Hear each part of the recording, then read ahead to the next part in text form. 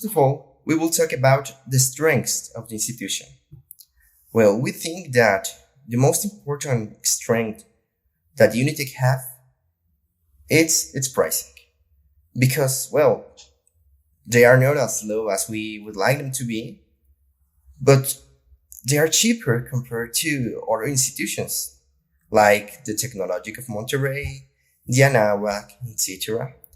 And in addition to this strength is enhanced by the opportunity to obtain a good scholarship, meaning that we pay less to school and we could save that money and use it in some others necessities that students have, such as the transport from home to school or the food or school stuff that is needed. So there is there is one of the most important strengths of the school. The other we think it's on its policies.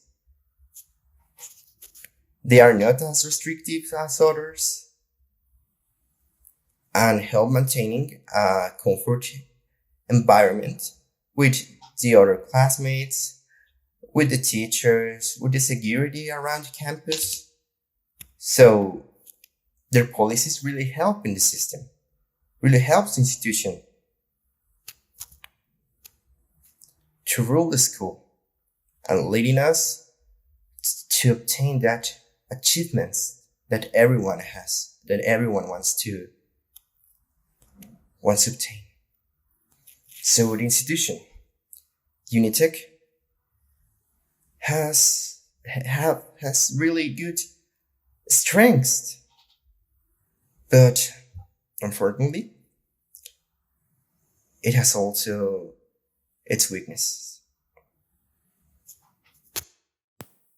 Okay, so now I'm gonna talk about all of the weaknesses that I've noticed at the school. So the first of those being a lack of space to supply all of the students with their services. And what I mean by this is, for example, the cafeteria always at, I think, from 1 p.m. to 3 p.m. always gets full and you can't even catch a seat. And not only that, the line for asking for food, the cashiers, the line goes outside of the building itself. So I think the size of the cafeteria got small for the size and the quantity of students at the school. So I think a solution to this would be an expansion to the cafeteria, and that could even bring benefits to the school because they could offer food for more people and they could get a lot more money from those people buying food at the cafeteria. And also, this goes kind of tied to the second weakness that I've seen at the school. The second weakness that I've noticed at our school is a lack of personnel to attend all of the students. Because, for example, at my previous point, I talked about a lack of space in the cafeteria, and that problem would be solved if the school built additional space at the cafeteria. But what happens when you already have the infrastructure to attend your students, but you don't use it to its full capacity? Where? Well, then you have a problem in or an area of school that is called financial services. Financial services is an area where you go to pay for school fees or do paperwork that requires money. So that area gets busy every end of quarter because people are there to re-enroll and all of that paperwork, right?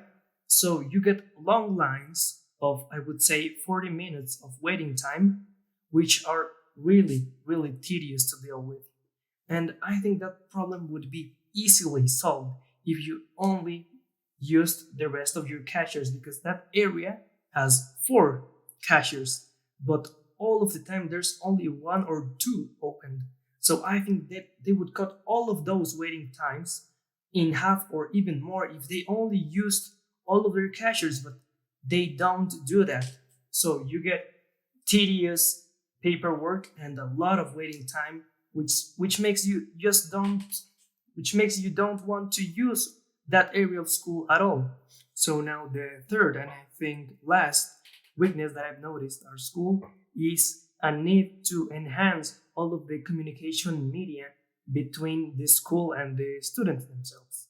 And although the school has a competitive advantage against other schools, and what I mean by that is the quantity of media to communicate with students. They have uh, the the institutional mail, school mail. They have Microsoft Teams. They have our phone number to contact us directly, and they also have a platform of the school that they could use to send messages. And they don't use any of those at all. They almost never use them. When they do use them, they use them with so little time to react or change something that it doesn't make a difference. Let me explain a little bit more about this. For example, there was a time in the pandemic where sometimes classes would get suspended and we could take them online, but we didn't know that until like 5 minutes before the class. We would travel to school because we would think that we're taking them at school. And 5 minutes before the class, they would use, for example, on the Microsoft Teams messaging system, and they would tell us that we are going to take the class online, but they use that 5 minutes before the class starts, so you don't have a choice anymore. You're already at school. You can't do anything about it. So you take the class online, but you're already at school, which is so inefficient that I think they need to take that a little bit more into account because sometimes you could change plans entirely just based on a message sent, I think, 1 or 2 hours before the class starts. And I think that would be a huge improvement to this. One opportunity that Unitec has is to get rid of the expensive tickets that are for a parking lot. Each time you get into a car, you have to pay a ticket, and this ticket is not as cheap as anyone would want. Sometimes you go into the school only for 2 hours or a class, and you have to pay the ticket each time you get into the school. Um, when I often hear complaints about it when I personally go buy my ticket and I'm in the queue, and these people, all I often hear that they are complaining about the price. I think this is something Unitech can take advantage of and make the customers happy, their students happy. This should, and it's not like they're going on into an economic downturn because of that. We have a lot of potential things that they could use as a yes, as something they can get advantage of money. But I think parking is not that necessary. And that's it. That's, I think, one opportunity that Unitech can cover, and it would make infinitely the customers happy, their students happy. One of the threats we are having lately is that the students are being exposed to lots of dangers on the way to school. From not arriving on time at your classes to having a really bad accident. Everything because of the labors that the government is doing on the avenue that is used to arrive at school. Along the avenue, there are occurring traffic jams, crashes, and the school and the students, they are not supposed to work in these conditions. So there is one threat to the health of the students and to the population of the institution and its money. Because this is causing that the students are deciding to leave the institution and search for another one more safe. And at last, I'm going to talk about a possible threat to your school. And although I think this concept is a little bit more focused to a financial threat to the economy of the company, the finances, I think this could also apply even though it's not exactly talking about that. And what I'm talking about is there's a recycler at the back of the school which works with a lot of flammable materials. For example, it works with paper, and I think it works with cardboard also. And it has happened in the past that maybe there's a short circuit or there's some kind of negligence that just happens to create a fire. And sometimes the smoke or even some of the flames get a little bit into the school.